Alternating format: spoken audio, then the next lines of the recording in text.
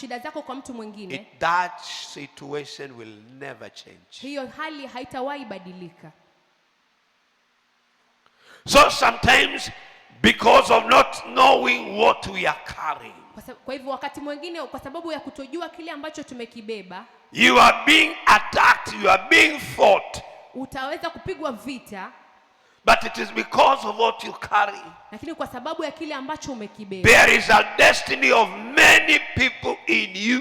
Kuna hatima ya watu wengi sana ndani. You are carrying the lives of many. Umebeba maisha ya watu wengi. Imagine Joseph. Tafakari Yusufu. He was carrying the lives of the Israelites. Alikuwa amebeba maisha ya Waisraeli. They would have died.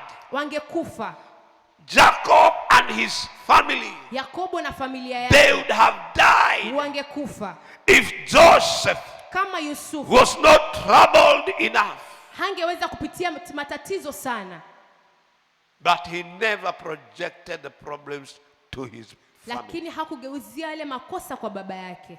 He did not project it to his brothers. Hakugeuza yale makosa kwa ya ndugu zao. I love Joseph because he had an understanding that was different from the others. Nampenda sana Yusufu kwa alikuwa na ufahamu zaidi ya wale wengine. When bad things happen to us, wakati vitu vibaya vinatokea kwetu, whom do you blame? Je, unamlaumu nani? Ask your neighbor. When bad things happen to you, muulize jirani yako, wakati vitu vibaya vinatokea, whom do you blame? Unamlaumu nani?